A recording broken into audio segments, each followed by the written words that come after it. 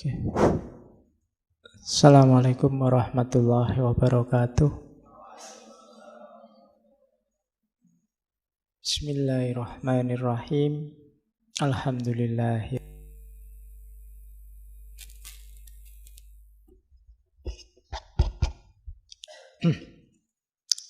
Wa bihi nasta'inu ala umurid dunya waddin. Allahumma sholli wa sallim wa barik ala habibina wa syafi'ina Sayyidina wa maulana Muhammadin wa ala alihi wa ashabihi wa man tabi'ahum bi ihsanin ila yaumiddin. Bismillah. Kita lanjutkan ngaji lagi, belajar lagi. Jangan lupa hitohnya ngaji ini ya memang belajar, bukan ceramah ya. Ya, kalau belajar itu kan kita bisa masuk kemana-mana apa saja. Tidak harus ditelan semua juga, tokoh siapapun.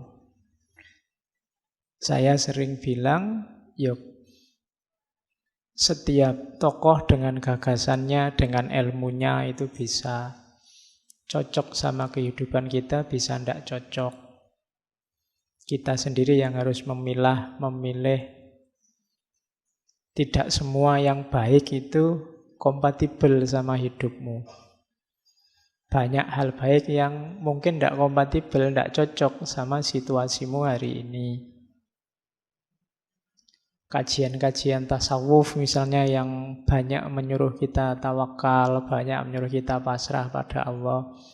Mungkin di bagian tertentu hidupmu hari ini sebagai anak muda kurang kompatibel. Karena hari ini kamu butuhnya perjuangan, kamu butuhnya maju, kamu butuhnya progres. Bukan berarti salah, cuma situasimu hari ini belum memungkinkan itu. Oke, harus pas menaruhnya, termasuk tokoh-tokoh seperti yang kita angkat dari para filosof barat. Kemarin kita misalnya René Descartes itu, terus kamu, oh berarti apa aja dipertanyakan Pak? Ya, kalau pas lagi refleksi dalam hidup sehari-hari ya kamu capek kalau mempertanyakan apa saja, nanti malah tidak bisa hidup. Apa-apa ditakok sih. Ini benar apa enggak? Ini laptop beneran apa enggak? Hakiki apa enggak laptop ini? Ini yang ngono ya enggak habis-habis nanti itu. Ada momennya sendiri. Cari ruang dan waktunya yang pas. Termasuk malam ini beliau Albert Camus. Ya, mungkin lidahmu gatel pengen mocok kamus gitu aja lho Pak. Ya, lebih mantep. Ya wis ndak apa-apa sing yang penting yang dimaksud orang itulah kan gitu. Ya. Ya, beliau ini termasuk filosof abad 20 karena lahir 1913. Nanti meninggalnya masih muda, 1960. Berarti usianya berapa? Sekitar 46-47 tahun. Masih muda tapi karyanya besar, pengaruhnya luar biasa dalam tradisi filsafat barat khususnya. Beliau ini orang miskin sejak kecil. Kelahiran Aljazair yang waktu itu masih dalam penguasaannya Perancis. Jadi sejak kecil miskin, sakit-sakitan. Kamu ini punya penyakit TBC sejak kecil. Ya. Ya meskipun itu gambarnya ngerokok. Tapi dia punya penyakit TBC, ya enggak apa-apa, menikmati hidup kok. Iya. Cuma nanti beliau gagasan-gagasannya besar. Menikahnya 2 kali. Ya. Ada banyak surat-surat cinta ya dari kamu yang Kelihatannya diterbitkan juga belakangan dengan beberapa perempuan. Ya memang dari profilnya mungkin kelihatan ganteng ya. Wajah sana ndak kayak wajahmu. Ya, yang jelas kalau sama kamu kan hidungnya menang dia. Kita rata-rata pesek-pesek hidungnya. Oke. Tahun 57 beliau dapat Nobel sastra. 3 tahun sebelum meninggal. Dapat ini temannya Sartre, temannya de Beauvoir. Kemudian berarti 3 tahun setelah itu meninggalnya kecelakaan mobil. Jadi, tapi sudah sukses, sudah dapat Nobel, karya-karya besarnya banyak, kelihatannya banyak juga diterjemah dalam bahasa Indonesia novel-novelnya. The Stranger, Myth of Sisyphus, Caligula, dan lain-lain banyak. Beliau tidak suka disebut filosof, lebih suka disebut essayist. Jadi suka nulis essay. Meskipun ya gagasan-gagasan filsafatnya luar biasa. Banyak orang menganggap dia ini eksistensialis, tapi kamu sendiri tidak suka disebut eksistensialis. Dia merasa ada beda gagasan-gagasanku dengan kelompok eksistensialis. Meskipun bau eksistensialisnya ada. Oke.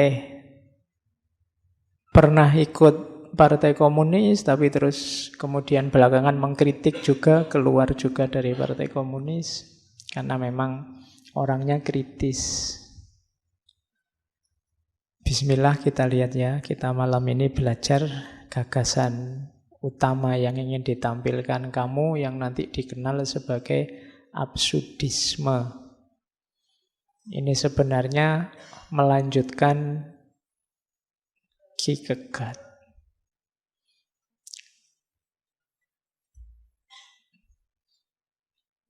Saya awali dari pidatonya waktu dapat Nobel.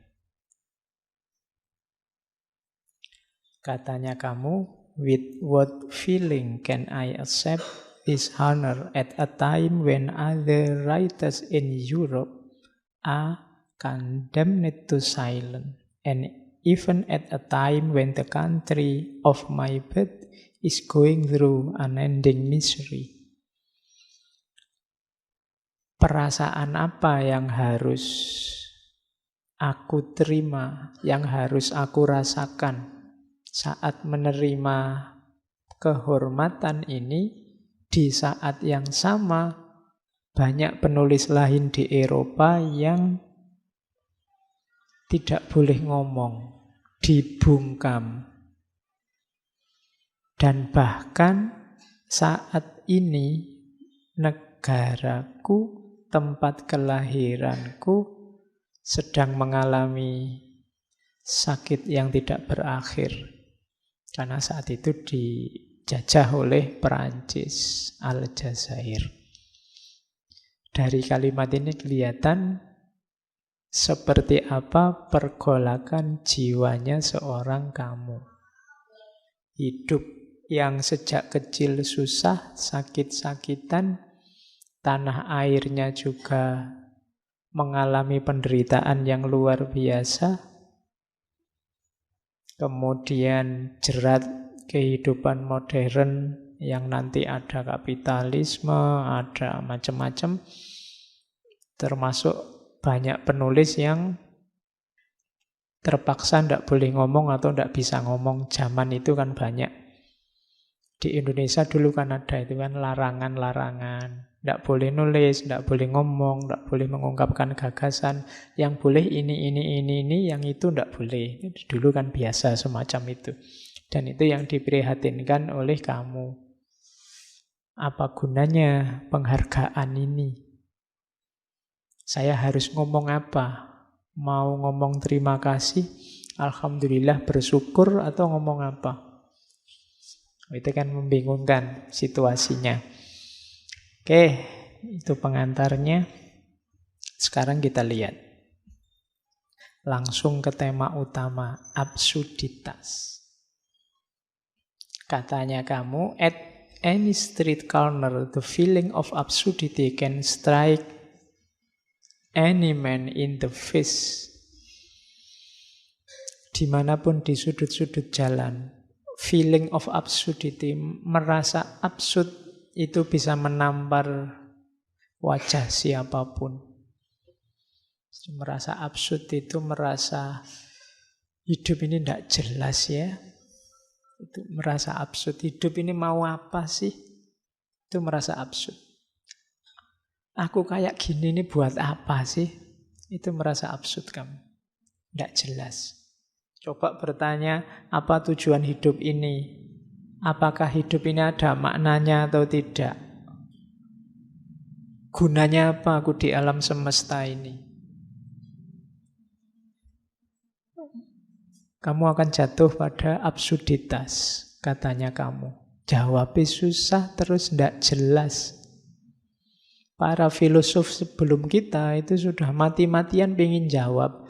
Tapi tidak ada jawaban tuntas. Jawaban-jawaban itu hanya hebat di teori, hebat di buku-buku. Kita belajar ratusan konsepnya para filosof, rasanya ya berhentinya di ajaran mereka saja. Hidup kita ya gini-gini saja.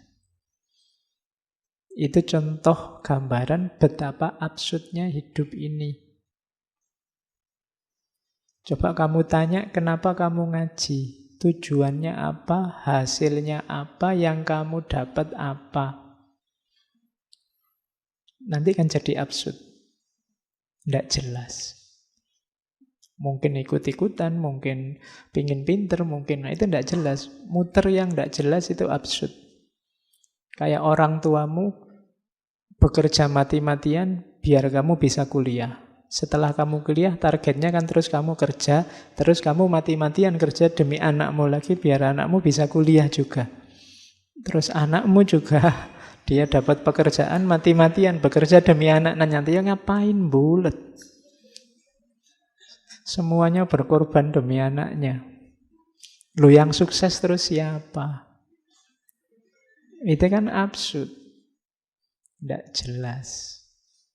Nah, itu yang disedihkan oleh kamu. Jadi katanya kamu, hidup kita ini tidak pernah kita minta, tidak pernah kita harapkan, tiba-tiba seperti ini. Kalau di bukunya kamu itu analoginya kayak bola. Bola itu kita tendang ke selatan, kadang ya jatuhnya malah ke timur. Apalagi yang main timnas.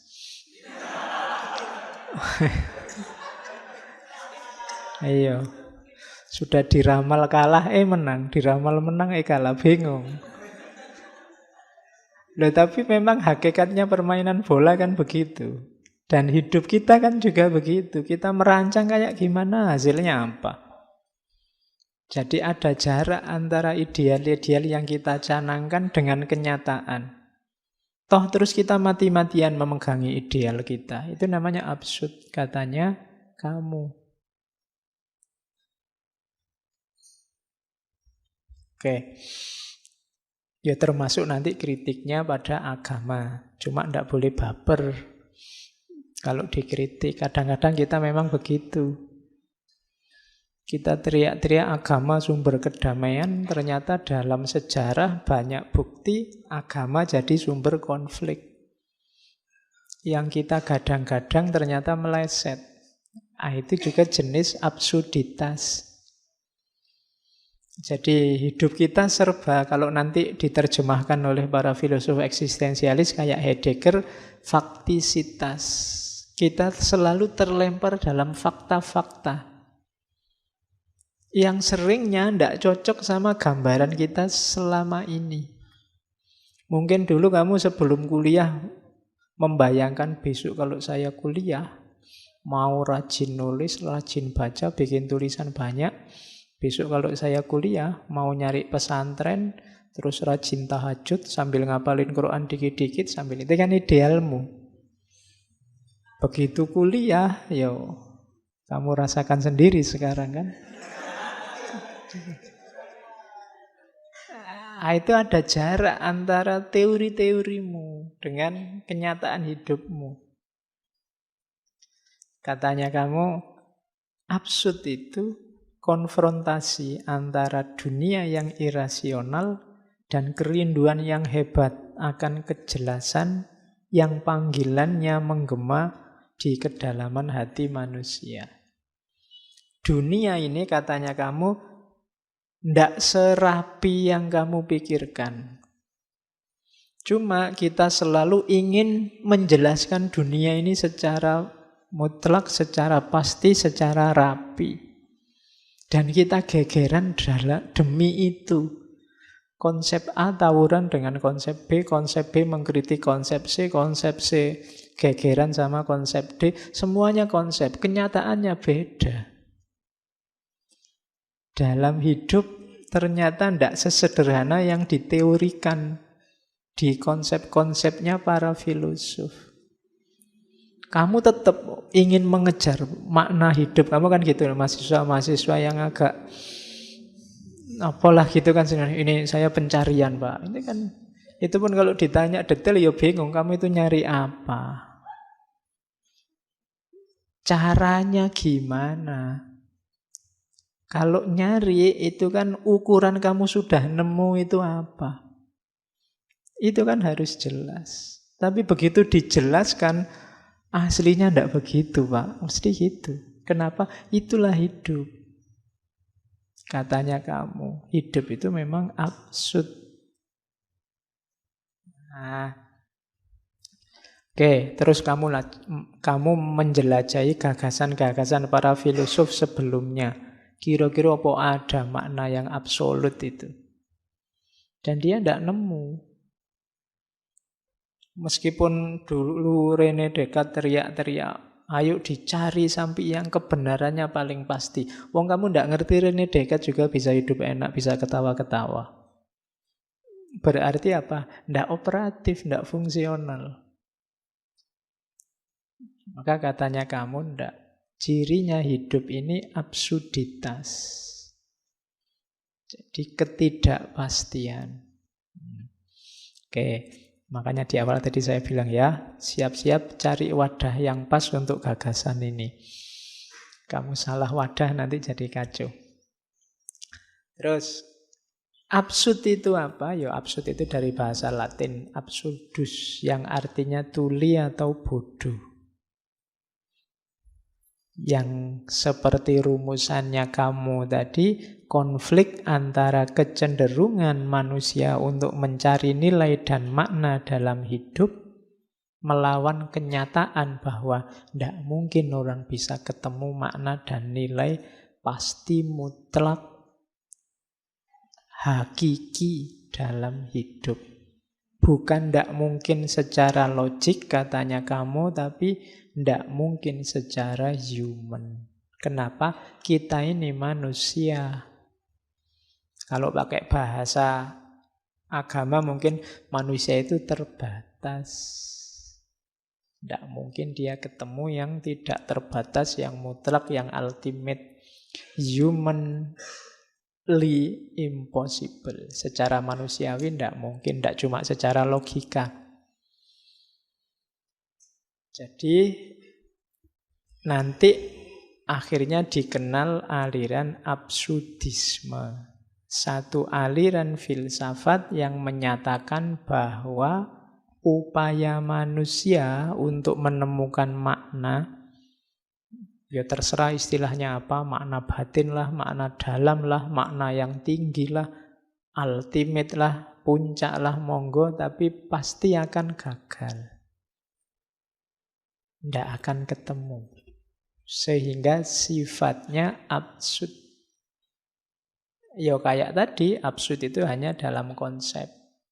Canggih kalau didengarkan, rapi kalau dipahami, tapi dengan kenyataan itu selalu ketemu pengecualian-pengecualiannya. Karena dunia ini kayak orang main bola. Bola itu arahnya kemana, datangnya dari mana, tidak bisa diramal. Oke, tidak jaminan kalau apa wis Barcelona melawan PSS Sleman misalnya pasti menang Barcelona. Itu tidak jaminan. Ya kalau Allah menghendaki kan gitu maumu kan. Jadi ya bisa aja yang menang PSS. Mungkin Barcelona ini tadi bingung iki bal-balan opo gini. Terus dia malah kalah. Bisa begitu. Hidup ini absurd memang. Jadi tidak usah kaget kalau klub idolamu yang kamu jago-jagokan kok kalah. Alasannya gampang. Ya hidup ini memang absurd. Ya, jadi santai saja. Kamu tidak perlu galau. Oke. Nah, tadi kan feeling. Absurd itu yang kamu rasakan. Dari mana sih munculnya perasaan absurd itu? Yang pertama, konflik tadi ya, antara dunia manusia dengan pikirannya dan situasi dia yang tidak bisa lepas dari dunia. Kamu punya ideal-ideal. Sementara kamu tidak bisa lepas dari kenyataan hidupmu yang tidak cocok sama ideal yang kamu canangkan. Toh kamu tetap mati-matian berpegang pada ideal-idealmu. Nah, itu namanya absurd. Jadi ada clash antara cita-citamu dengan kenyataan. Pinginmu sih jadi dokter, kok yo daftar kuliah keterimanya di UIN Usuluddin misalnya. Itulah tabrakan sama sekali itu. Iya, wis ndak bisa gimana lagi, Bu. Kamu ngotot yang penting saya jadi dokter apa ya bisa. Ya paling mentok jadi dukun. Iya. Loh itu yang disebut absurd oleh ya. Kita kan inginnya ya contoh gampang misalnya sistem pemerintahan kita pakai demokrasi biar A, B, C, D. Nanti mungkin banyak anomali dalam kenyataannya. Dan itu biasa karena memang dunia itu absurd. Enaknya hidup itu gini loh Pak, bla bla bla bla. Tapi dalam kenyataannya pasti nanti geser, tidak sesederhana itu.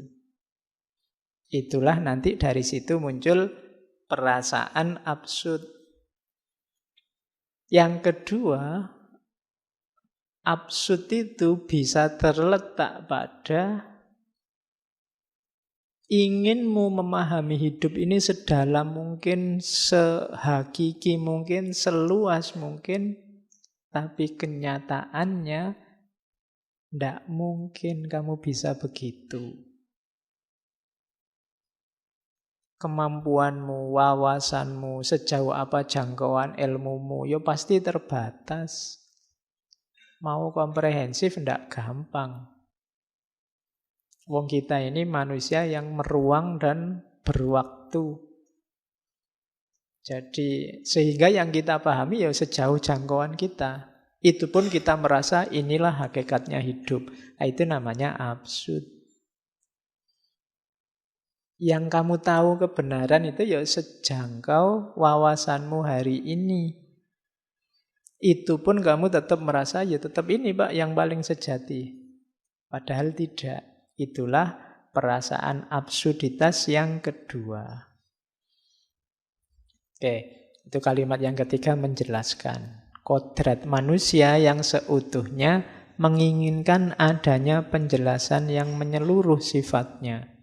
Sementara di lain pihak ternyata dunia telah menyembunyikannya dengan hanya menyajikan penjelasan tersebut setengah-setengah. Sehingga manusia terus mencari kebenaran hanya mendapatkan dunia yang masih terselimuti kabut misteri itu. Kalimat-kalimatnya banyak yang puitis karena kamu kan sastrawan. Iya. Cuma kalimat kayak gini kamu baca sekali itu susah dipahami. Karena ini juga kan terjemahan. Ya intinya yang tadi bahwa dunia ini misteri. Tidak bisa ditebak hanya oleh satu teori. Begitu kamu tebak A, besok dia ganti jadi B. Begitupun kadang-kadang kita ngeyel, pokoknya harus A. Sehingga yang terjadi apa? Absurditas. Kan banyak di antara kita yang terlanjur terikat oleh ideologi, oleh pandangan, oleh aliran, oleh perspektif. Sehingga kadang-kadang meskipun buktinya menunjukkan bahwa perspektif kita salah, kita tetap ngeyel dengan perspektif kita. Itu contoh absurditas. Oke. Terus, yo misalnya kamu lihat teh ini. Misalnya teh ini sebenarnya manis, biasanya manis. Terus begitu kamu rasakan, mungkin takmirnya lupa ngasih gula, terus lu itu pahit lo itu. Enggak, Pak.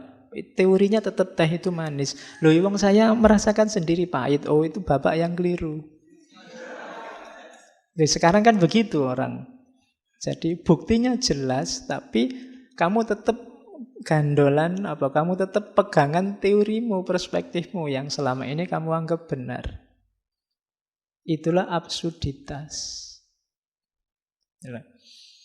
Oke.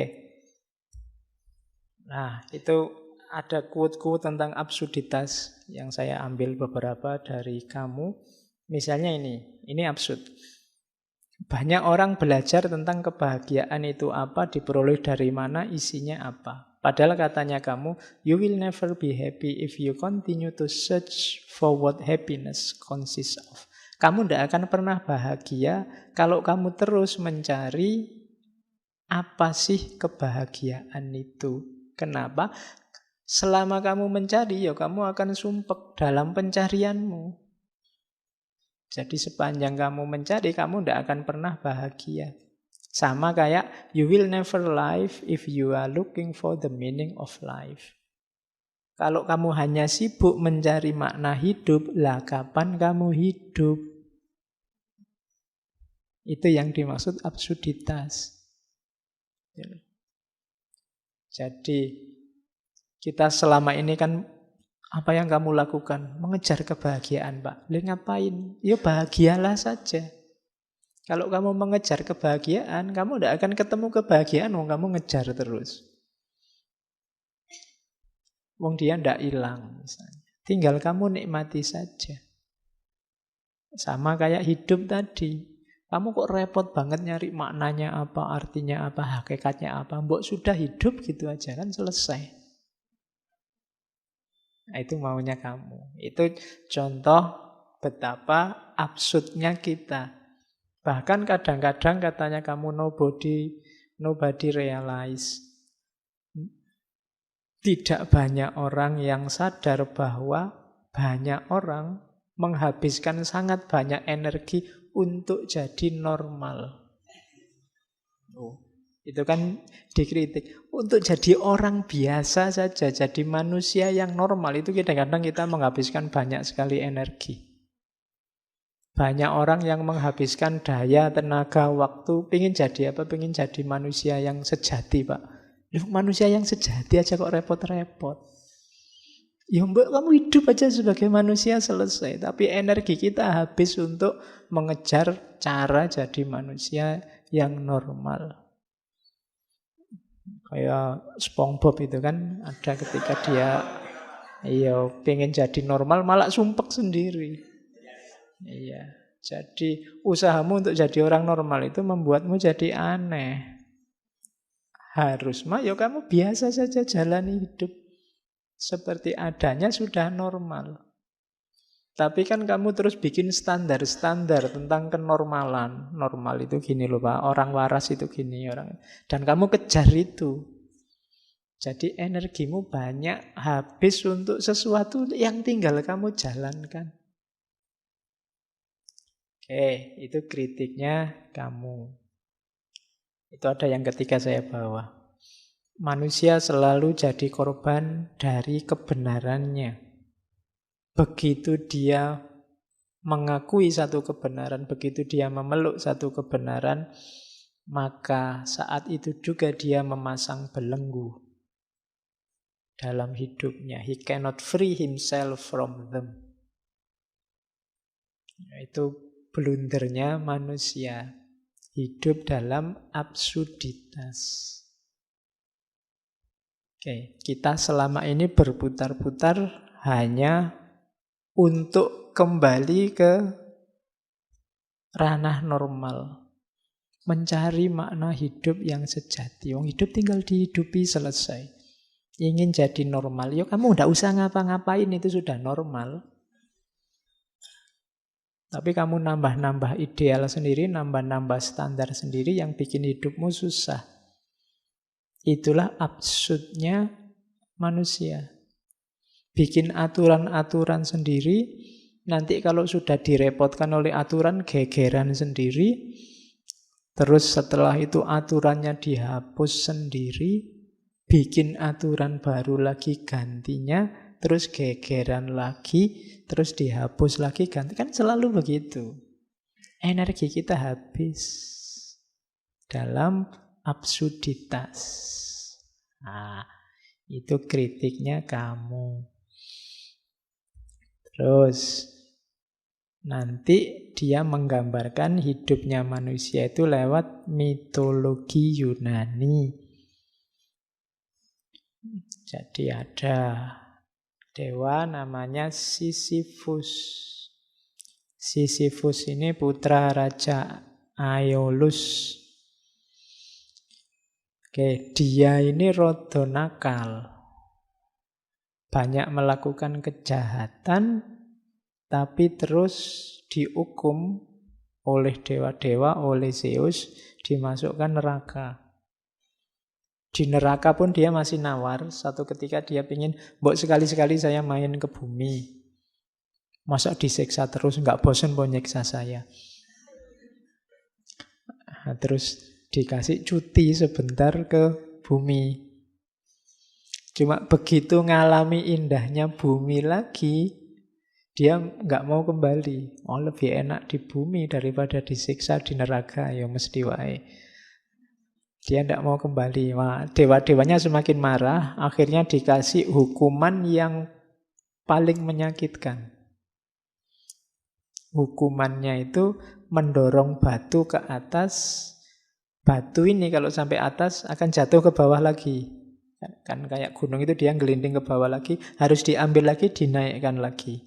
Dan nanti akan jatuh lagi. Harus diambil lagi, dinaikkan lagi. Pokoknya susah payah naik, sampai atas, menggelinding ke bawah, jatuh.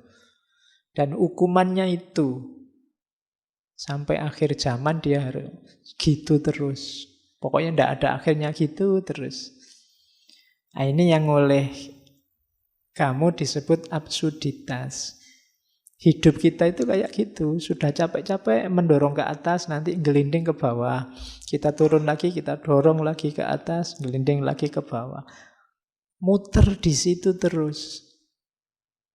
Katanya siapa, kita ini progres, wong bolak-balik. Problem zaman dulu sekarang lahir lagi dengan kemasan berbeda, isinya sama. Zaman dulu sudah debat tentang bentuk negara syariah ada di mana. Sekarang ya debat itu lagi.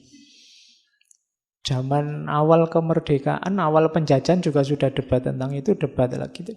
Jadi kita ini sering kayak Sisyphus, muter bolak-balik. Tadi pagi saya diskusi tentang Bung Hatta itu, ada yang bilang, wah pikirannya Bung Hatta itu hebat ya. Sampai hari ini masih relevan. Jangan-jangan bukan pikirannya yang masih relevan, kita aja yang naik kelas sejak dulu. Jadi nasihat dari puluhan tahun yang lalu masih bisa kita pakai. Jangan-jangan kita sejak dulu belum menyelesaikan masalah apa-apa. Problemnya ya tetap itu saja. Jadi dawuhnya para sesepuh masih relevan terus rasanya. Jadi kayak Sisyphus kita.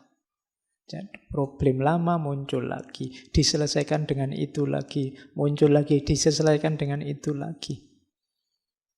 Jadi ini hukuman yang paling absurd kan ini. Menyakitkan, tidak ada akhirnya. Nanti akhirnya gimana, tidak tahu. Jadi pokoknya begitu aja terus. Nah, itu mitosnya dikenal sebagai mitos Sisyphus. Katanya kamu, itulah harga yang harus dibayar manusia demi gairahnya hidup di bumi. Cuma, ini terus solusi dari kamu. Kita mulai ya lihat solusinya. Sisyphus ini tidak stres meskipun dihukum semacam itu. Beda sama Prometheus. Prometheus itu dewa juga yang dihukum juga kayak Sisyphus. Cuma Prometheus ini diikat di atas gunung, terus nanti ada burung pemangsa datang, merobek-robek perutnya, terus perutnya hancur, burungnya pergi, yang hancur utuh lagi. Nanti didatangi burung lagi, dimakan lagi, terus burungnya pergi, utuh lagi. Itu hukumannya Prometheus. Jadi perutnya itu habis, ada lagi, habis, ada lagi. Mungkin yang stres malah burungnya. Dia harus bolak-balik, sudah dimakan ada lagi, dimakan ada lagi. Cuma kabarnya kalau Prometheus ini dia stres. Dia pinginnya mbok aku mati saja daripada gini. Beda sama Sisyphus. Sisyphus ini meskipun dihukum seabsurd itu, dia menikmati. Di gambarannya kamu, dasarnya Sisyphus, dia masih bisa tersenyum. Bayangkan Sisyphus ini bahagia. Ayolah kalau cuma ngangkat batu, ayo. Jatuh, ya diangkat lagi. Jatuh lagi, ayo diangkat lagi. Gitu aja kok dibikin repot. Ya. Jadi itu solusinya dari kamu, nanti kuncinya di situ. Oke. Nah, makanya pertanyaan besarnya kamu tentang Sisyphus itu kalimatnya bagus. Should I kill myself or have a cup of coffee? Kalau aku sumpek kalau hidup ini absurd, terus apa aku harus bunuh diri atau ayo ngopi saja? Loh, kan sekarang kan kamu sering pakai ini, alah daripada sumpek ngopi aja yuk. Kan gitu. Jadi iya sih, hidup ini absurd, hidup ini sumpek, hidup ini ruwet. Ngopi aja yuk, ngapain dibikin ruwet. Makanya pertanyaannya kamu, should I kill myself? Apa aku harus bunuh diri? Kan enggak toh? Meskipun hidup ini absurd, hidup ini rumit, hidup ini sumpek, nikmati saja. Kan bahasa lainnya itu. Jangan stres, jangan sumpek. Nah, jadi kalimat ini boleh kalian tulis besar-besar di kamarmu. Kamu kan sering sumpek. Ya, kalau kamu sumpek masuk kamar, aku harus bunuh diri apa ngopi saja. Ya. Nanti mau ngopi, loh kok duitnya habis, bunuh diri saja. Ya. Oke. Nah, katanya kamu, ya memang ketika berhadapan dengan absurditas, orang kan ketemu 3 hal ini. Ada orang yang putus asa, terus suicide, bunuh diri. Bagi kamu enggak, bunuh diri itu pengecut. Enggak berani menerima tantangan. Jadi langkah pertama sangat tidak direkomendasi. Jadi jangan bunuh diri eman-eman. Ya kan, masih banyak yang bisa dimanfaatkan dari dirimu dalam hidupmu, macam-macam. Jangan bunuh diri, maknai sendiri hidupmu, tidak apa-apa. Yang kedua, banyak juga yang ini cuma katanya kamu kurang maksimal. Namanya leap of faith. Nyari sandaran. Ya, kalau bahasanya kamu, biasanya kan orang terus lari ke agama. lari ke kepercayaan. Itu bahasanya kamu bunuh diri filosofis. Bunuh diri filosofis itu, sudahlah aku ndak usah mikir ruwet-ruwet tentang hidup, wis pasrah saja. Itu namanya bunuh diri filosofis. Kamu halangi dirimu untuk jangan mikir lagi, jangan sumpek-sumpek lagi, jangan merancang-rancang apa-apa lagi, pasrah saja 100%. Nah ini kalau menurut kamu namanya bunuh diri yang filosofis, yang dibunuh akalnya, yang dibunuh intelijensinya. Nah, itu juga tidak direkomendasi. Jadi jalan yang kedua, menolak kemampuan individu untuk mencari makna secara rasional. Ndaklah, jangan buat pelarian. Ya, nanti agama jadi pelarian, Tuhannya jadi kambing hitam. Kalau ada apa-apa terus, ini kan sudah ditentukan oleh Tuhan. Itu namanya Tuhannya jadi kambing hitam. Ini tidak direkomendasi oleh kamu. Kamu maunya yang ketiga. Akui saja bahwa hidup ini memang absurd. Langkah pertama itu terima saja absurditas itu. Itulah valid solution yang pertama. Kalau kamu tidak mengakui, tidak mau menerima absurditas, itu kayak kamu orang yang tidak berani menghadapi kehidupan. Kan kehidupan tadi cirinya absurd. Karena memang hidup itu cirinya absurd, kalau kamu lari dari absurditas tadi, kayak kamu lari dari hidup. Kayak Prometheus tadi wis minta mati saja. Beda sama Sisyphus, dia bisa menikmati, tidak apa-apa. Loh, saya dihukum, iya wis ayo sini dihukum, tidak apa-apa. Dinikmati saja, gelinding ke batu ke atas, jatuh lagi. Ya diambil lagi. Yang penting kan tidak mati, dia hidup terus. Bisa menaik turunkan batu. Nah, jadi pertama-tama langkah yang valid menghadapi absurditas itu katanya kamu terimalah. Tidak usah disangkal. Tidak usah kamu nyari-nyari argumen untuk membantah bahwa hidup ini tertib, teratur, rapi. Kita bisa menguasai dunia, mengontrol. Tidak bisa. Diterima saja bahwa hidup ini serba tak terduga, susah untuk dikendalikan dan seterusnya. Diterima saja itu dulu. Oke, jadi hadapi absurditas itu, jangan lari. Lah terus gimana Pak? Hidup kita asal? Enggak. Setelah kamu terima bahwa hidup ini absurd, dan kamu tidak nyari sandaran-sandaran untuk melarikan diri, maknai saja hidupmu versimu seperti yang kamu inginkan. Tanpa harus berpretensi bahwa ini loh makna terbaik, makna ultimate, makna puncak. Maknai saja hidupmu. Katanya kamu, manusia sepanjang sejarah itu kan berusaha menemukan makna hidup. Dan dia akhirnya jatuh di satu di antara dua. Hidup ini tidak bermakna atau ada makna tapi dari realitas lebih tinggi dan kita hanya disetir saja. Katanya kamu dua-duanya tidak kondusif untuk hidup kita. Dua-duanya memposisikan kita jadi objek. Jadilah subjek sendiri dalam hidupmu. Ciptakan maknamu sendiri dalam hidupmu. Mungkin itu tidak objektif. Tapi makna yang kamu ciptakan sendiri, versimu, itu membuat hidupmu sekarang jadi lebih berharga.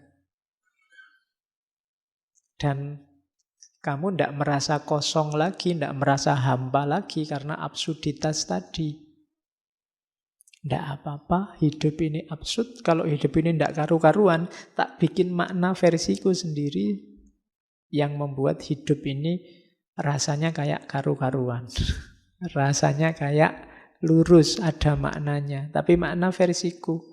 Tanpa harus merasa makna ini final, makna ini puncak. Di sini bau eksistensialismenya kelihatan. Jadi, eksislah jadi dirimu sendiri dengan makna yang kamu bikin sendiri. Tapi bukan makna hakiki, Pak. Ya enggak apa-apa. Yang penting begitu kamu punya makna, hidupmu kan berharga. Versimu sendiri.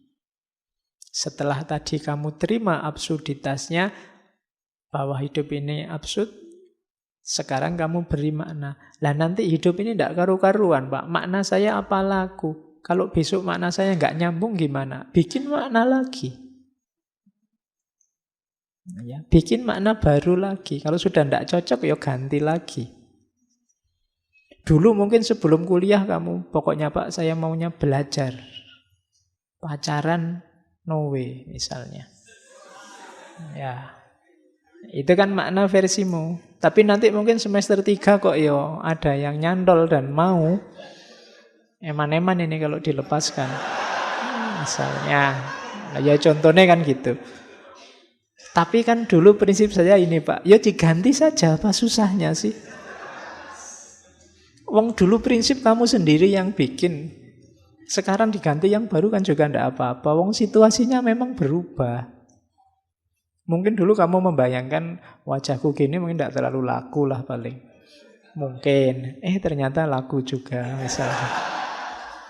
Ya diganti aja. Wong dulu makna itu kamu yang bikin kan. Prinsip-prinsip itu kan kamu yang membangun. Begitu situasinya ganti ya diganti saja. Kok dibikin repot? Kan banyak orang yang mati-matian. Tidak bisa pokoknya.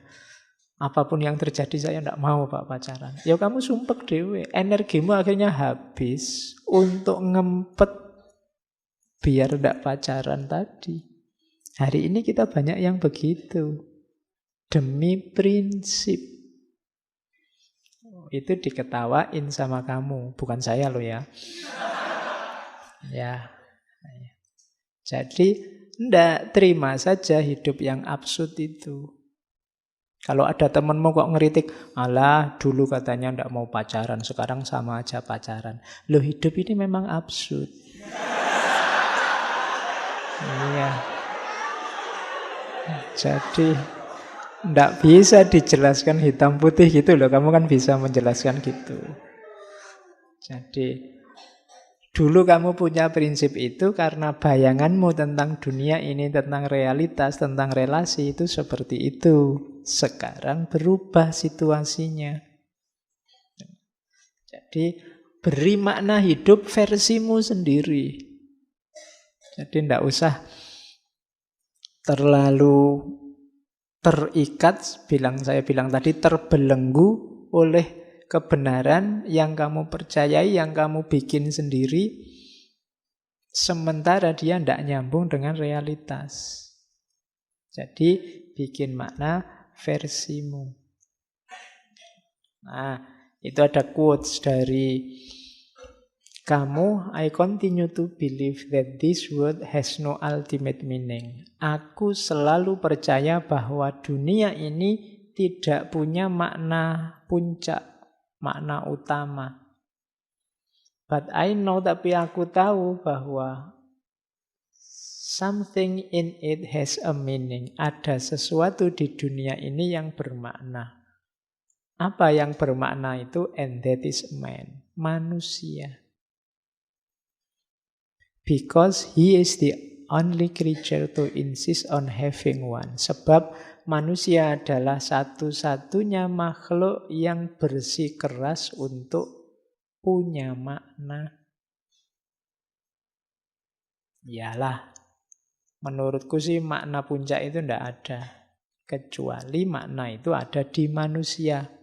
Karena manusialah yang memberi makna-makna, yang membuat makna-makna.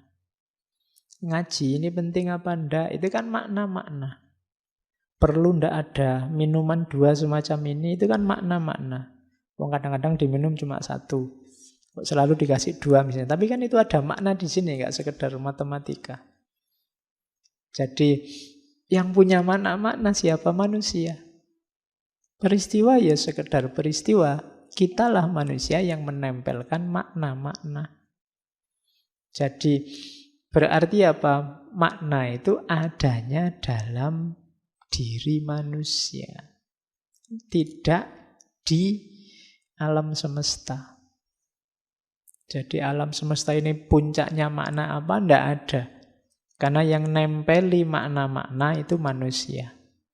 Ya sama tadi dulu kan waktu kita belajar filsafat bahasa semiotik itu kan, bahwa manusia itu makhluk yang bermain dengan tanda, dengan makna.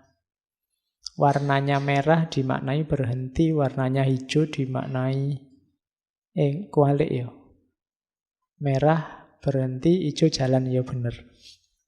Ya kadang-kadang sambil ngantuk ngomongnya kebalik. Cuma nanti dalam konteks yang berbeda, merah dimaknai berani, ya kan? Sementara kuning dimaknai kematian misalnya. Putih juga ada orang meninggal misalnya. Itu kan yang ngasih makna manusia.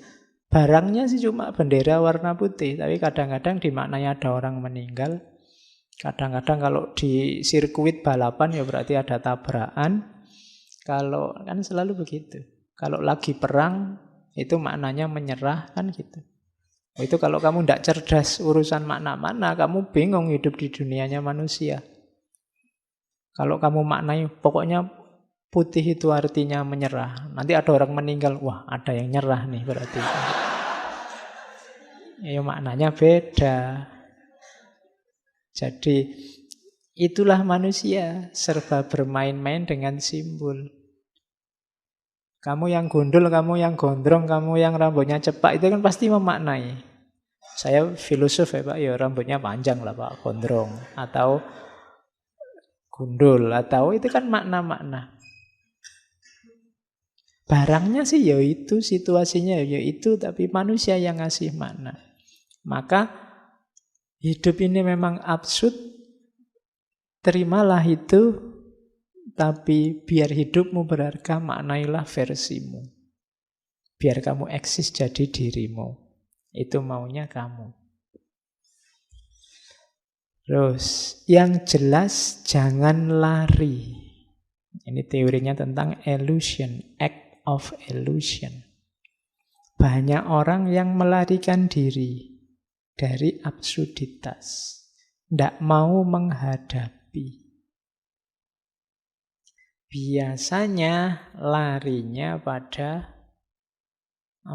kepercayaan-kepercayaan, lari pada makna-makna yang dipandang universal, yang dipertahankan mati-matian meskipun tidak cocok atau tidak nyambung. Pokoknya harus ini maknanya, karena ini sifatnya universal, itu lari namanya. Sampean punya pandangan kayak gitu itu loh, tidak cocok. Sekarang situasinya berubah, tidak. Pokoknya harus ini. Nah itu namanya lari. Tidak berani menghadapi kenyataan. Dan kalau orang lari dari absurditas, katanya kamu berarti dia tidak akan sanggup menghadapinya. Lari itu bisa macam-macam, ke agama, ke filsafat, ke tradisi, ke budaya. Yang meskipun mungkin tidak relevan, tidak cocok dengan situasi, dipegangi mati-matian. Nah, itu namanya act of illusion. Illusion bukan illusion ya, illusion. Pelarian. Banyak orang yang tidak sadar melarikan diri dari rumitnya hidup. Nyari nyaman dengan memegangi yang dia percaya, yang dia anggap benar, meskipun kalau mau jujur sudah tidak cocok lagi dengan kehidupan. Nah itu kritiknya kamu. Nah, bebaslah. Itu tadi. Untuk kamu bisa memberi makna dalam hidup, berarti kamu harus bebas dari belenggu-belenggu yang selama ini menghalangi kemajuanmu untuk memberi makna. Bagaimana caranya, Pak, saya bisa memaknai hidup saya versiku sendiri? Syaratnya cuma satu, bebaslah. Freedom. Jadi freedom itu jalan paling pendek untuk orang bisa menerima absurditas. Nanti kamu memperkenalkan konsep acceptance without resignation. Menerima tanpa menyerah. Jadi menerima tanpa menyerah itu, iya, saya terima hidup ini absurd, tapi aku tidak akan menyerah menghadapi absurditas itu. Aku akan memberi makna. Aku akan merancang hidupku, memutuskan pilihan-pilihanku sendiri. Jadi disitulah kuncinya kebebasan. Rahasianya bebas itu apa? Berarti orang melepaskan diri dari kungkungan absurditas hidup untuk memutuskan memberi makna sendiri terhadap hidupnya. Itulah freedom. Ya tinggal kamu cermati hidupmu, kira-kira yang sangat membelenggu apa? Yang tidak relevan, yang kamu anggap benar dalam hidupmu apa? Yang tidak cocok apa? Dievaluasi. Jadi kalau Pak sudahlah Pak, biar jalan saja. Wong memang hidup ini absurd, biarkan saja saya ikuti absurditas itu, berarti namanya menyerah. Tidak boleh. Absurditas terimalah, tapi jangan menyerah. Ya kayak kamu misalnya berkaca terus, oh ya saya terima Pak wajahku kayak gini, tapi aku tidak menyerah. Ya tidak menyerah itu maksudnya kalau aku mau berjuang berusaha nanti hasilnya juga. Nah, itu namanya acceptance without resignation. Jadi menerima tapi tidak nyerah. Ya saya terima Pak IP saya jelek, tapi saya tidak menyerah. Saya akan berusaha gimana caranya biar tidak DO misalnya. Nah, itu namanya acceptance without resignation.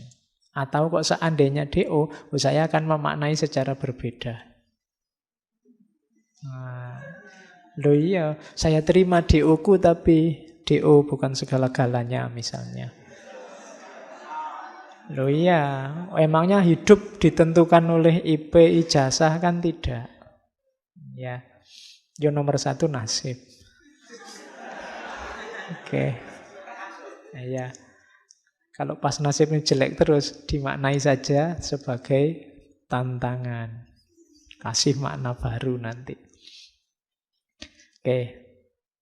DO kan membebaskan dirimu dari banyak tanggung jawab. Loh iya kan? Cara membacanya begitu. Itu yang disebut pemaknaan. Jadi selama ini kamu dikejar-kejar, kamu tegang luar biasa. Wah ini sebentar lagi, sebentar lagi. Tapi begitu DO, alhamdulillah. Bebas aku sekarang, tidak mikir lagi. Wong ya sudah free. Nah, kan gitu. Itu namanya contoh pemaknaan. Jadi bebaskan dirimu dari banyak belenggu. Ada banyak topeng yang hari ini kamu pakai, setiap topeng membelenggu kepalamu. Nah, coba cek mana yang masih relevan, mana yang tidak. Kalau yang tidak relevan, ya lepaskan. Bikin makna-makna baru biar hidupmu berarti, berharga. Karena sejago apapun kamu, kalau hanya ikut-ikutan, tidak ada harganya. Kamu tidak eksis sebagai dirimu. Nyawanya teori eksistensialisme kan di situ. Dirimu berharga sebagai manusia, itu kalau kamu eksis sebagai dirimu. Bukan kerumunan tapi individual. Kamu sebagai apa? Ingin tampil sebagai apa? Itu kan eksis hari ini, itu kan kamu artikan tampil. Muncul sebagai apa? Nah, itu eksistensialisme. Di situ eksistensialismenya kelihatan dari kamu. Oke.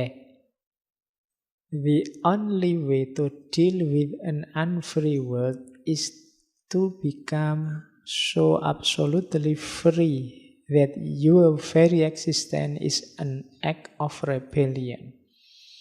Satu-satunya jalan untuk berhadapan dengan dunia yang tidak bebas adalah menjadi sepenuhnya bebas.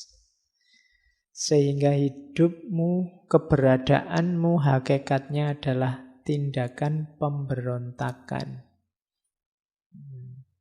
Berontaklah. Yang diberontak apa? Ketidakbebasanmu. Ada banyak hal yang membelenggumu, bebaslah. Tindakanmu apapun kalau dasarnya tidak bebas, tidak ada nilainya. Saya orang baik, Pak. Kenapa kok kamu melakukan kebaikan? Dipaksa ya, Pak. Itu kan tidak ada nilainya. Orang tidak akan ngasih hadiah kamu, wong dipaksa. Kamu salah juga begitu. Kamu melakukan kesalahan, Pak terpaksa, Pak saya memperkosa. Lah kok bisa dipaksa, Pak? Ya. Itu kan juga ketika dipaksa kan nilai salahnya juga berkurang banyak. Wong kamu tidak bebas, milih sendiri. Kalau boleh milih, kamu tidak akan memperkosa. Tapi karena dipaksa, ya terpaksa diperkosa. Contoh gampangnya begitu. Sehingga hidupmu harusnya adalah act of rebellion. Tindakan pemberontakan. Kamu tidak berontak siapa-siapa. Berontak nilai-nilai yang mengungkung hidupmu, yang membuat dirimu tidak eksis sebagai dirimu, sehingga semua tindakanmu jadi tidak bernilai. Nilai satu tindakan itu antara lain syaratnya harus kamu bebas. Dalam fikih kan selalu kan, misalnya haji apa syaratnya yang pertama balik, terus merdeka. Kan selalu ada istilah merdeka itu. Karena orang kalau yang tidak merdeka, tidak kena khitab. Tidak bisa kena hukum. Wong dia tidak merdeka. Yang dia lakukan hanya sesuai perintah. Dia tidak bebas menguasai dirinya sendiri. Kalau dulu konotasinya memang perbudakan. Tapi hari ini ada banyak hal yang memperbudakmu, cuma kamu tidak sadar. Nanti kamu renungkan sendiri. Sejauh mana kamu bebas, mandiri, menguasai hidupmu sendiri. Kenapa sih harus bebas? Katanya, kamu freedom is nothing but a chance to be better. Kebebasan itu tidak lain adalah kesempatan untuk jadi lebih baik. Biasanya ketidakbebasan itu menginginkanmu ada dalam status quo. Harus seperti saat ini yang begini. Itu biasanya terus kamu dipagar-pagari sehingga tidak bebas. Padahal hidup kita ini kan harus selalu berkembang ke arah yang lebih baik, lebih baik. Kalau bahasa hadisnya, yaumuhu khairun min amsihi. Ketika tidak lebih baik, berarti kita macet, mandek di kebenaran hari ini. Yang mungkin sudah tidak relevan lagi di hari esok. Maka bebaskanlah dirimu biar kamu bisa jadi lebih baik dan lebih baik. Jadi berarti apa? Syaratnya untuk eksis, kemudian menghadapi absurditas itu adalah kebebasan dirimu. Tindakannya adalah tindakan pemberontakan. Terus, kamu, ini agak unik ya, dulu kita pernah ngaji tentang harapan. Kalau bagi Albert kamu, tidak usah berharap. Iya. Kenapa jangan berharap? Penolakan terhadap harapan berarti penolakan untuk percaya apapun melebihi yang ada dalam kehidupan. Jadi harapan itu katanya kamu bukan lawan dari keputusasaan. Orang punya harapan itu kan orang yang hidupnya di masa depan. Dia tidak hidup di masa kini. Itu cara melihatnya beda lagi sama kemarin-kemarin. Tapi perlu dipertimbangkan. Jadi orang yang terlalu banyak harapan, pokoknya tiap hari berharap terus, itu kan biasanya hari ini juga nggak ngapa-ngapain. Yang ditunggu besok. Tunggu saja besok. Tunggu saja besok. Kan mesti gitu. Saya baru saja bikin tulisan tentang gerakan Imam Mahdi mileniarisme itu. Masyarakat itu kalau sudah terpojok, tertindas, tidak punya solusi apa-apa, tidak punya jalan keluar apa-apa. Biasanya stuck terus menyerah. Dan yang dimunculkan ideologi harapan yang namanya Imam Mahdi mileniarisme itu. Wis ndak apa-apa sekarang sumpek, besok tunggu saja Imam Mahdi datang, semuanya akan dibalas. Kalau Ratu Adil datang, selesai semua konflik di Indonesia. Kan gitu. Itu logika orang yang sudah kepepet, sudah menyerah. Memimpikan datangnya Ratu Adil. Nah, versinya kamu, makanya sudahlah, ndak usah mudah ditipu oleh harapan-harapan. Hiduplah hari ini saja. Jadi bisa kok kamu hidup tanpa harapan itu. Kenapa? Nikmati saja hari ini.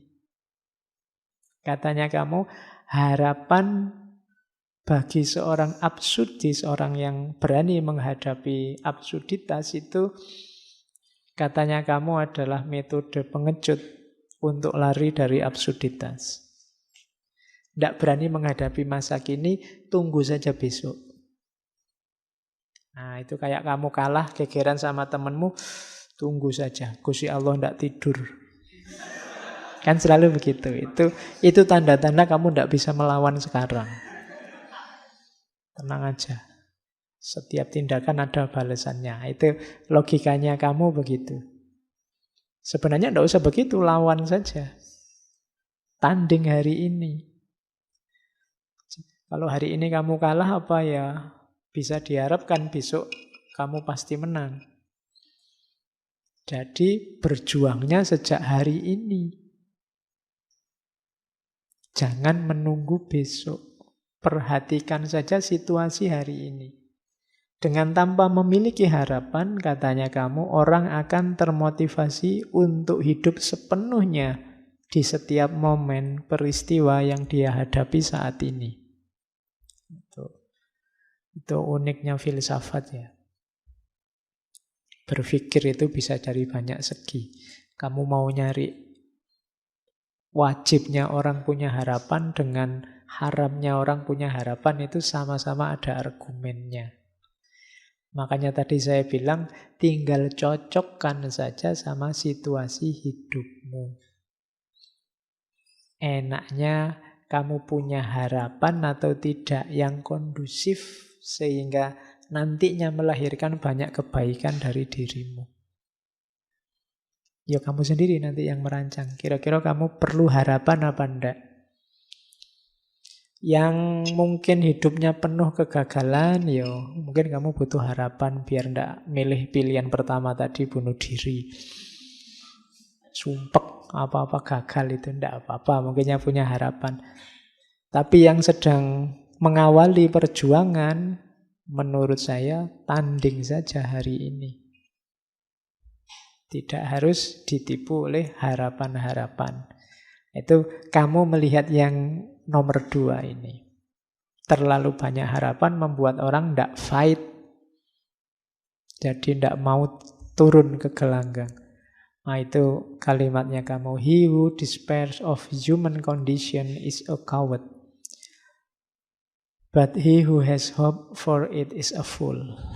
Orang yang putus asa menghadapi situasi manusia hari ini itu pengecut. Dan orang yang punya harapan itu bodoh. Kalau ada waktu kamu cari novelnya kamu yang judulnya Strangers, orang asing.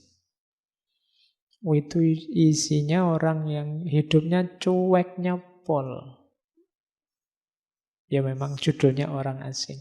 Kamu itu suka, kalau nulis novel itu tokohnya itu stranger, orang asing, outsider, dan yang sejenis itu. Jadi bukan aku atau kamu atau dia atau kita. Selalu posisinya orang asing.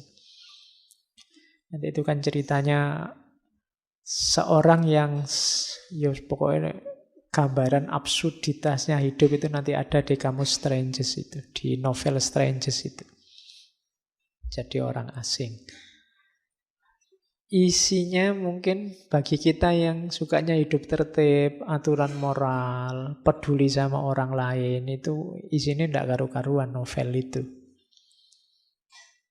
Wong cerita ibunya meninggal aja di bagian awal itu, ibuku meninggal, tapi tidak tahu juga sih meninggalnya jam berapa, lupa juga sih. Pokoknya kalimatnya jenis-jenis itu, jadi orangnya cueknya luar biasa. Nanti ada cerita dia bunuh orang juga. Tapi ya tanpa ekspresi juga. Di penjara juga dinikmati saja penjaranya. Itu kan absurd. Hari ini kan banyak absurd-absurd semacam itu kan. Penjara untuk menghukum orang. Tapi ya bagi yang sangat miskin mungkin penjara lumayan bisa makan gratis. Itu kan absurd. Nanti yang sangat kaya penjaranya mewahnya luar biasa. Kos-kosanmu tidak ada apa-apanya sama penjara-penjara itu. Iya, kalau disuruh tuker mungkin mending kamu yang di penjara sana, yang di penjara suruh tidur di kos-kosanmu. Dia mesti tersiksa luar biasa. Lah iya kan? Loh itulah absurdnya hidup. Gitu loh. Kamu semacam itu pun kamu kan tidak merasa terpenjara. Kamu kan nggak pernah mengeluh, wah aku terpenjara di kos-kosan, kan tidak ada. Padahal mungkin kos-kosanmu ngalah-ngalahi penjara. Tapi koruptor-koruptor tertentu itu kan ya penjaranya mewahnya luar biasa. Ada kulkas, ada TV, ada itu. Itu kan yang disebut absurd. Loh, gimana orang bisa kapok? Kalau namanya hukuman tapi hukumannya menyenangkan. Nah, itu kan absurd. Tapi tenang saja, jangan putus asa menghadapi situasi. Barang siapa putus asa, dia pengecut. Nah, ya semoga Pak besok lebih baik. Itu harapan. Kalau harapan berarti bodoh. Itu kan kalimatnya begitu. Dia bodoh. Berarti apa? Taklukkan kalau ada situasi tidak beres hari ini, ayo dibereskan. Jangan nunggu besok. Jangan berharap besok. Sekarang. Kalau berharap besok kan ya, apalagi besok-besoknya kita itu kan bisa panjang rentangnya. Ya, saya berharap Indonesia ini nantinya lama-lama jadi negara adil dan makmur. Jangan nunggu besok. Ayo berjuang sekarang biar Indonesia ini adil dan makmur. Itu maunya kamu. Oke. Makanya gunakan jurus ini, teori ini, konsep ini di ruang dan waktu yang pas. Awas keliru. Terus, kalau ini yang pemberontakan tadi ya. Jadi ada quote bagus dari kamu yang ini mungkin nyindir René Descartes dulu. I rebel, therefore I exist. Aku memberontak, maka aku ada. Iya. Loh, kalau kamu manut saja, ya memang kamu tidak eksis. Eksis itu kan tidak sama dengan hidup. Yo kamu ada ya, tapi kan tidak eksis sebagai dirimu. Untuk kamu eksis sebagai dirimu, kamu harus memberontak. Yang diberontak apa? Situasi absurd dalam kehidupanmu. Beri makna versimu. Belenggu-belenggu yang tadi membuatmu hidup secara tidak sadar dalam kungkungan, dalam cengkraman kelompok, aliran, ideologi, gagasan, kebenaran, itu kan semua membelenggumu yang tidak mesti relevan. Berontaklah, kemudian pilihlah yang relevan, beri makna hidupmu yang positif, maka I rebel, therefore I exist. Aku memberontak, maka aku ada. Ya, itu. Kalau dulu kan cuma berpikir, aku berpikir maka aku ada. Tapi kalau berpikirnya kerumunan, hanya ikut-ikutan orang lain, kamu masih belum ada. Dirimu masih belum muncul. Munculnya dirimu itu kalau kamu eksis sebagai dirimu. Nah, ini Albert Camus. Oke. Terus. Nah, pertanyaan besarnya kan terus ada di sini. Tentang moralitas. Tapi kan kita hidup ini butuh akhlak, Pak. Butuh moralitas, Pak. Biar tertib. Iya. Orang absurd itu bukan orang yang anti moral. Bukan orang yang immoral. Tapi kalau dalam istilahnya kamu, dia lebih ke amoral. Ini susah ya membedakan. Amoral itu tindakan yang netral, tidak ada hubungannya sama moral. Kalau immoral itu tindakan yang berlawanan dengan moral. Saya minum itu mungkin amoral, tidak ada hubungannya dengan moral. Oh, haus ya minum biasa aja.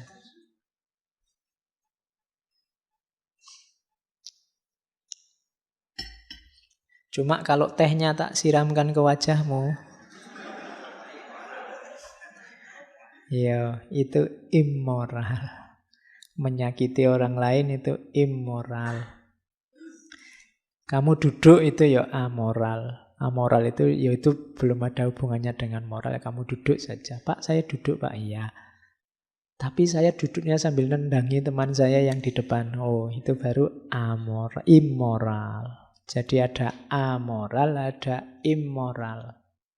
Nah, amoral ini isilah dengan nilai-nilai moral versimu.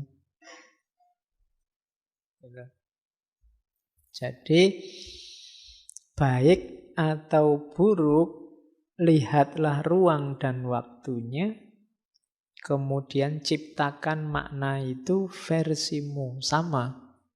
Disitulah nanti kelihatan integritas moralmu. Sama kayak tadi ya contohnya. Jadi kalau kamu melakukan sesuatu, hasil keputusanmu sendiri, termasuk dalam moral ini, perbuatan ini jadi bernilai. Tapi kalau dipaksa orang lain, hanya karena mengikuti, hanya karena apalagi komitmen tertentu yang mengikatmu, katanya kamu, ya itu belum disebut bermoral. Kamu seolah-olah terpaksa, bukan keputusanmu sendiri. Kamu tidak bisa disebut berintegritas. Integritas itu jiwamu tercetak sudah bermoral begitu dan kamu putuskan bermoral. Tidak cuma karena ikut-ikutan saja. Disitulah kamu disebut orang yang berintegritas. Dan cirinya lagi, lihat situasi. Jujur misalnya, kamu ngerti kapan harus jujur ngomong apa adanya, kapan harus pakai kembang-kembang retorika, karena lihat situasi. Bukan berarti kalau kamu nggak ngomong apa adanya, terus pasti kamu nggak jujur dan salah. Nggak. Ada situasi-situasi yang mungkin kamu nggak harus jujur. Kalau jujur, bahaya atau nggak sopan malahan. Misalnya kamu jenguk temanmu sakit terus bilang, waduh kalau kayak gini ndak lama lagi mesti sampean. Loh itu jujur. Cuma kan ya nggak usah ngomong di situ. Ya, temanku kemarin kayak gini 3 hari cumaan langsung. Iya. Kamu kan ndak mau dimarahi. Leo aslinya memang begitu kok. Kok saya dimarahi? Saya kan jujur. Iya, jujur. Cuma ruang dan waktunya tidak cocok. Kamu harus cerdas juga memutuskan. Kapan harus ngomong jujur, kapan situasinya tidak memungkinkan. Oke, kalau ada muridmu misalnya ndak pinter, ya ndak usah dimarahi. Ah, kamu itu bodoh, pasti masa depanmu suram, pasti gitu. Iya. Ya kamu jujur sebenarnya, cuma kan ruang dan waktunya ndak cocok kamu ngomong begitu. Itulah integritas. Jadi ndak sekedar membuta mengikuti aturan, tapi kamu ngerti ruang dan waktunya yang pas. Itu maunya kamu tentang moralitas, menghadapi absurditas. Nah, kurang lagi. Tentang, ini diambil dari novelnya The Fall. Ini sindirannya kamu pada kita. Jadi manusia itu katanya kamu biasanya merasa dirinya benar. Harusnya dibalik. Sebenarnya setiap manusia itu punya andil dalam kesalahan. Orang kan selalu merasa aku yang benar, aku yang baik. Tapi harusnya setiap orang sadar bahwa begitu lahir kesalahan, dia juga turut andil dalam kesalahan itu, dia turut ambil saham dalam kesalahan itu. Meskipun katanya kamu bagian menghakimi, tidak boleh orang menghakimi kesalahan orang lain. Sadarlah bahwa kamu sangat mungkin melakukan kesalahan dan setiap orang juga begitu, tapi jangan menghakimi kesalahan orang lain. Jadi kita percaya diri kita yang benar, sekarang mulai digeser kalau versinya kamu, percayalah bahwa kamu mungkin salah. Itu efeknya luar biasa. Hari ini kan kita kadang-kadang agak sumpek lihat orang yang mengklaim bahwa aku yang paling benar, aku yang paling baik. Lebih kondusif katanya kamu, sadarilah bahwa aku mungkin salah, aku mungkin keliru. Itu akan lebih baik. Meskipun jangan menunjuk ke orang lain. Aku ya, bukan kamu. Biasanya kan kita kebalik. Jangan ngomong gitu, kamu mungkin juga salah. Kan selalu ke orang lain. Kebalik. Jangan terlalu percaya padaku, aku ya mungkin salah. Jadi pada diri sendiri. Itu teorinya tentang guilt and innocence. Manusia itu biasanya kecenderungannya ngakui bahwa aku yang benar. Yang ini nanti dalam banyak kasus sering jadi sumber masalah. Karena aku merasa aku benar, terus kamu juga merasa kamu benar, itu kalau yang dipercaya sama ternyata isinya beda, yang terjadi kan konflik. Beda dengan mentalnya dibalik. Aku mungkin salah. Kamu juga merasa aku juga mungkin salah. Oke. Dalam pergaulan kan lebih kondusif. Aku yang salah. Oh enggak, aku yang salah. Aku yang salah. Gegeran. Gegeran lagi ya akhirnya. Ya hidup ini memang absurd ya. Jadi iya, disuruh ngalah akhirnya gegeran gara-gara saling ngalah. Oke. Nah, katanya kamu ini, we are all exceptional case. Setiap manusia, kita semua itu adalah kasus khusus. Jadi ini edisi terbatas. Setiap orang merasa dirinya istimewa, bahasa lainnya itu. Tidak ada loh orang itu yang kalau disuruh jujur aja dia pasti merasa aku ini istimewa loh. Aku ini luar biasa loh. Aku ini siapapun dia. We all want to appeal against something. Terus selalu protes tentang sesuatu yang tidak cocok dengan kebenaran yang dia yakini. Jadi ini bahasa lainnya, manusia itu merasa istimewa dan selalu komplain. Yang ketiga, each of us insists of being innocent. selalu merasa dirinya benar. Bahkan demi 3 hal ini kadang-kadang yang disalahkan bisa manusia seluruhnya atau surga dan Tuhan. Dalam rangka apa? Menunjukkan bahwa aku ini khusus, aku ini harus dibela, aku ini bersih. Orang biasanya itu yang dia rasakan. Jarang orang merasa, saya ini biasa-biasa aja kok Pak. Itu biasanya basa-basi kalau ada orang ngomong gitu. Kamu ingin dianggap istimewa dengan bilang saya biasa-biasa saja. Jadi setiap orang adalah edisi khusus. Jarang orang yang merasa dirinya, oh saya itu jelek kok Pak. Enggak. Pasti kamu merasa istimewa. Pasti selalu ada embel-embelnya. Kamu kalau menyebut dirimu jelek kan biasanya ada embel-embel. Jelek-jelek gini Pak, saya itu kan mesti ada belakangnya. Tidak pernah saya jelek titik. Pasti jelek-jelek gini kan sih gitu. Jadi selalu edisi khusus. Makanya kalau ada yang tanya, kamu ganteng apa jelek? Oh, kalau saya sih ganteng enggak, cuma limited edition. Tidak ada lagi yang kayak saya misalnya. Nah, itu kan setiap orang merasa istimewa. Dan biasanya selalu komplain. Itu bahasanya Quran kan, innal insana khuliqa halu'a.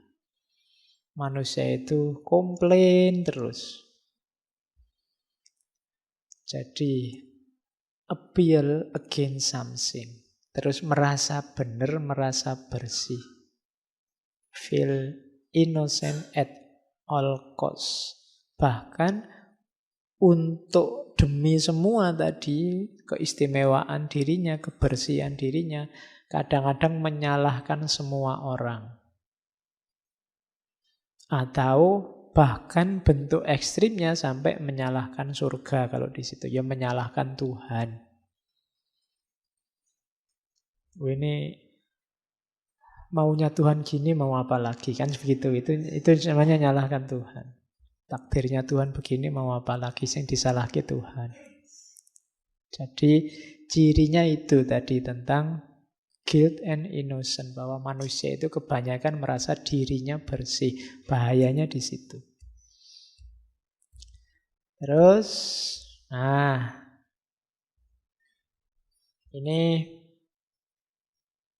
kritiknya pada abad 21. Kenapa sih muncul absurditas tadi? Sebenarnya kuncinya adalah pada modernisme. Jadi ini kritik yang disebut di hampir semua karya sastra Eropa awal abad 21, abad 20. Jadi budaya mekanisasi, budaya massa yang manusia jadi terasing dari dirinya, ada dehumanisasi. Katanya kamu, kita ini produk dunia otomatis, kita ini kayak robot. Disitulah sumbernya absurditas. Kita ini kayak robot, kalau sudah diprogram A, yo A. Padahal hidup ini tidak sesimpel itu. Ada peristiwa demi peristiwa dinamis berubah-ubah, sementara kita terlanjur A dan A terus. Sehingga ideal yang kita hayati sering tidak nyambung dengan hidup sehari-hari. Dari mana berarti itu munculnya? Mekanisasi hidup. Hidup kita ini monoton. Sarapan jam 7, makan siang jam 12, makan malam jam 7 malam. Dan kita kan ajak begitu. Pokoknya sehari makan 3 kali, Pak. Meskipun nanti di sela-sela jam makan itu bisa nyemil, bisa macam-macam. Kadang sudah makan berat, ada ketela, ada jagung. Lu kan belum nasi, Pak. Waktunya makan. Pokoknya mekanis hidup kita itu. Tidur jam sekian, bangun jam sekian, nanti kuliah jam sekian. Tidak luas.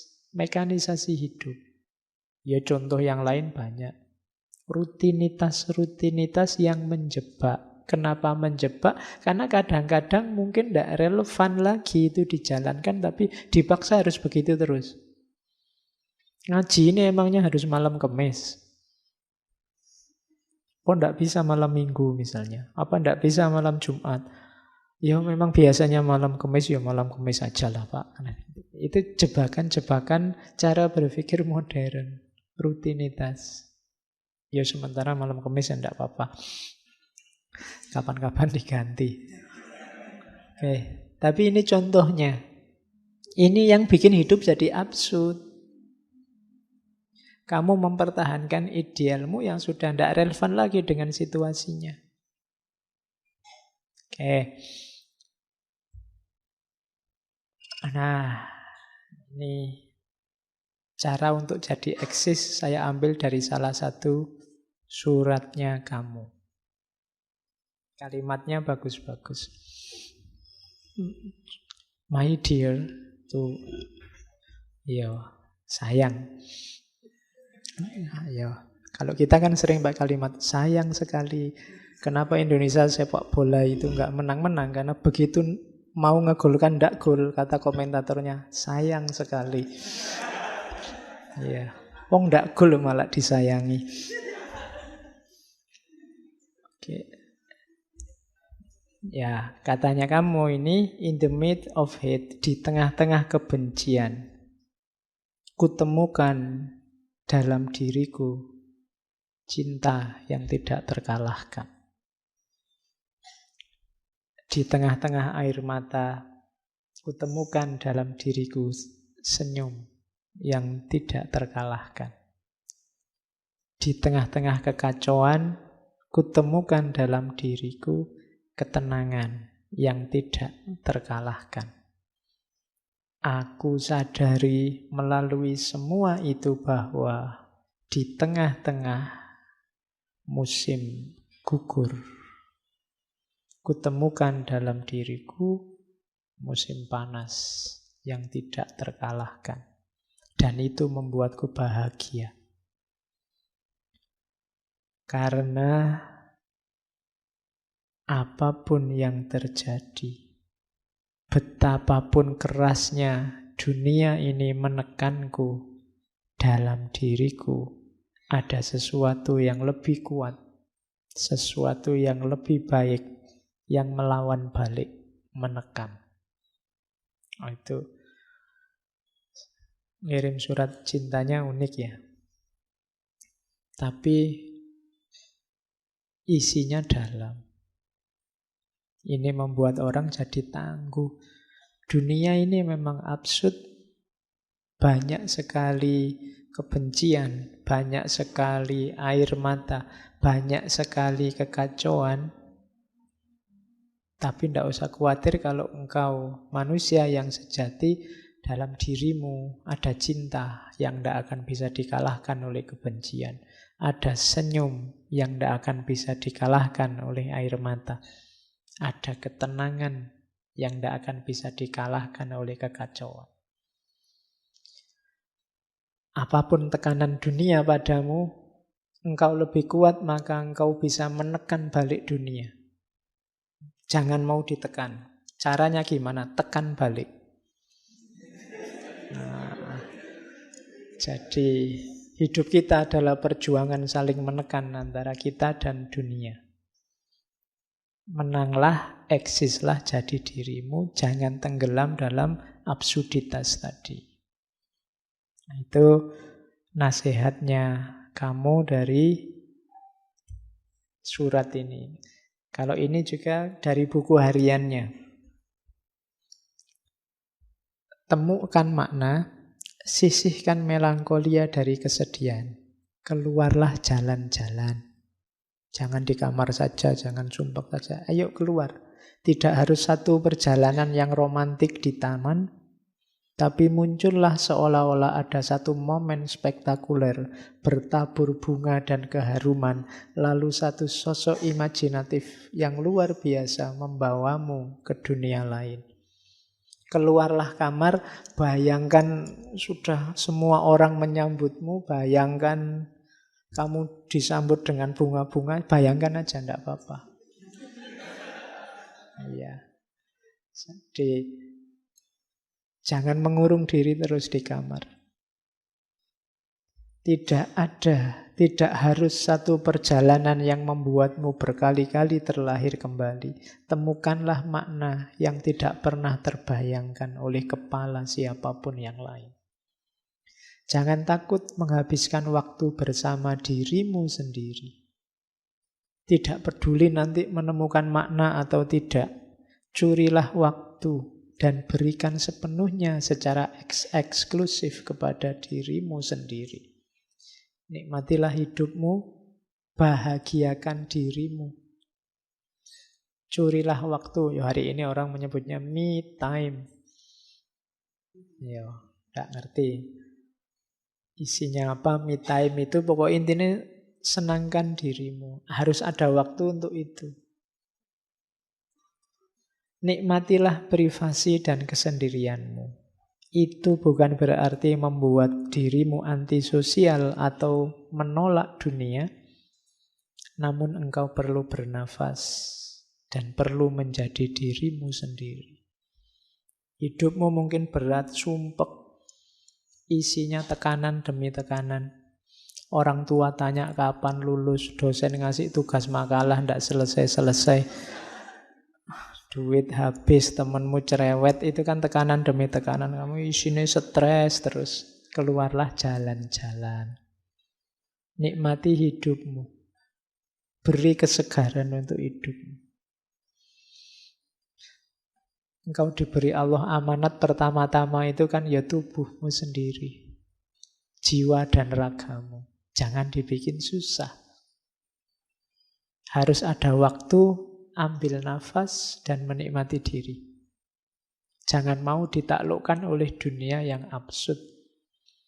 Carilah makna. Ketemu syukur, tidak ketemu, nikmatilah hidupmu. Kan gitu. Syukur-syukur kamu ketemu makna yang tidak pernah orang lain ketemu yang kayak gitu dan kamu dapatkan. Nah, itu sarannya kamu. Jadi dia hidupnya sejak kecil sumpek, maka dia tahu cara menyemangati orang untuk tidak menyerah menghadapi banyak kesulitan. Terus ada beberapa lagi quote yang saya bawa. Ini tips-tips untuk tidak jatuh dalam absurditas. Yang pertama ada quotes, people hasten to judge in order to not to be judged themselves. Orang-orang itu biasanya ingin cepat-cepat menghakimi orang lain. Kenapa? Biar tidak dihakimi. Makanya kamu tidak harus terlalu galau kalau dituduh orang macam-macam, dihakimi orang tidak. Itu dia menghakimi karena biar bukan dia yang dihakimi. Orang itu kan hidup saling menilai, cepet-cepetan menilai. Begitu kamu dinilai dulu kan kamu terus down dulu, dia merasa menang. Jadi hidup ini rasanya kayak balapan menilai, balapan menghakimi. Siapa menghakimi siapa. Makanya kamu tidak harus terlalu kaget, terlalu galau kalau dihakimi orang, dinilai orang. Itu sebenarnya hanya biar dia tidak dihakimi duluan. Nah itu katanya kamu begitu. Jadi santailah. Jangan panik. Makanya kayak di yang kedua itu, to be happy we must not be too concerned with others. Kalau ingin bahagia jangan terlalu dipengaruhi, terlalu perhatian dengan orang lain. Ya setengah cuek lah pokoknya dalam hidup ini. Jangan terlalu galau dengan penilaian-penilaian orang lain yang tidak perlu. Wong mereka bukan dosenmu, bukan gurumu aja, tidak apa-apa. Penilaian mereka tidak harus terlalu menggalaukanmu. To be happy. Biar apa? Biar hidupmu bahagia. Hidup sekali jangan isinya hanya sumpek karena dinilai orang lain. Nah, itu hidup yang tragis. Termasuk yang ketiga. Don't believe your friend when they ask you to be honest with you. Jangan percaya kalau ada temanmu menyuruhmu jujur pada mereka. All they really want, yang mereka inginkan sebenarnya adalah maintain the good opinion they have of themselves. Dia sebenarnya sekedar ingin meyakinkan bahwa diri mereka lah yang baik. Jadi kalau ada orang ngomong, "Mbok kamu jujur padaku," itu sebenarnya dia cuma ngomong, "Aku jujur, sekarang kamu jujurlah padaku." Jadi sebenarnya dia ingin meyakinkan dirinya bahwa aku ini sudah baik, sekarang tinggal kamu yang harus baik. Itu sama kayak menilai tadi, sebelum dinilai orang, dia menilai dulu. Nah, jadi kalau ada orang, "Mbok kamu jujur padaku," ya kamu duluan yang jujur. Jadi kalau memang niatnya menjatuhkan teman, ya jangan terlalu diambil galau. Don't believe your friend. Itu pokoknya di level ini itu kamu ngajak gegeran ini sama orang lain. Kenapa? Karena orang lain sering ngerecoki hidup kita. Meskipun nanti belakangan kan ada moralitasnya. Ya enggak sekedar ini. Cuma antara lain ini. Karena di sekeliling kita banyak orang yang ingin eksis tidak dengan cara mengeksiskan dirinya, tapi dengan cara menjatuhkan temannya. Sehingga eksistensi dia menunggu temannya jatuh apa enggak. Kalau temannya jatuh, baru dia muncul. Nah itu hati-hati menghadapi orang yang semacam ini. Ada lagi, kalau ini beda tema. I don't want to be a genius. I have enough problem just trying to be a man. Aku tidak ingin jadi orang jenius. Aku sudah cukup sumpek banyak masalah dengan berusaha untuk jadi manusia saja. Nah, ini maksudnya apa? Kita sering nambah-nambah ideal tadi. Saya ingin jadi manusia yang jenius. Oh, itu nambah sumpek lagi. Jadi manusianya saja sudah susah, kamu nambah lagi jadi manusia yang jenius. Saya ingin jadi manusia yang berguna bagi nusa, bagi bangsa, bagi agama, bagi orang tua. Sumpek lagi kamu. Berguna bagi orang tua aja susahnya luar biasa, kamu tambahi lagi. Cukup jadi manusia sudah memusingkan. Apalagi nambah-nambah beban lain-lain macam-macam. Nah, itu kritiknya kamu. Terus kalau ini kebalikannya, ngajak berteman. Kalau tadi kan ngajak musuhan. Don't walk in front of me, I may not follow. Don't walk behind me, I may not lead. Walk beside me, just be my friend. Ya, jangan berjalan di depanku, mungkin aku tidak akan mengikutimu. Jangan berjalan di belakangku.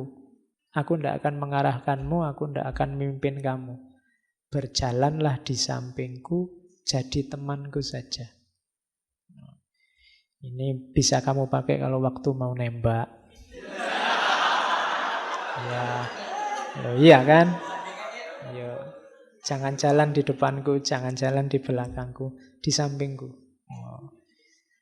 Jadilah temanku. Nah, ya. Jadi, ya kan kalau ini kalimatnya teman kan ya memang teman saja. Ya, bukan yang lain. Nanti jawabannya ya kan teman aja kan? Ya. Maunya kan memang cuma teman. Oke. Kalau ini untuk para dosen. Ya, some people talk in their sleep. Lecturers talk while other people sleep. Ini kamu loh, benar dia bilang gitu. Mungkin dia pas lagi ngajar itu mungkin mengalami ini. Banyak orang yang berbicara waktu tidur. Tapi hanya dosen yang berbicara sementara banyak orang tidur. Ya. Ngaji ini kan juga gitu. Dosennya ngomong dewe, kalian tidur sama cengenges-cengenges sejak tadi. Oke, jadi some people talk in their sleep, lectures talk while other people sleep. Ini nanti kamu bawa kasihkan dosenmu biar dosenmu senang. Oh iya ya, kadang-kadang gini. Oke, saya kira itu untuk kamu. Wadahnya dicocokkan lagi saya bilang tadi karena ada 1-2 gagasan mungkin yang tidak relevan untuk hidupmu. Kalian pilih sendiri mana yang cocok, mana yang tidak. Oke, saya kira itu ya. Kurang lebihnya mohon maaf. Wallahul muwaffiq. Wallahu a'lam bissawab. Wassalamualaikum warahmatullahi wabarakatuh.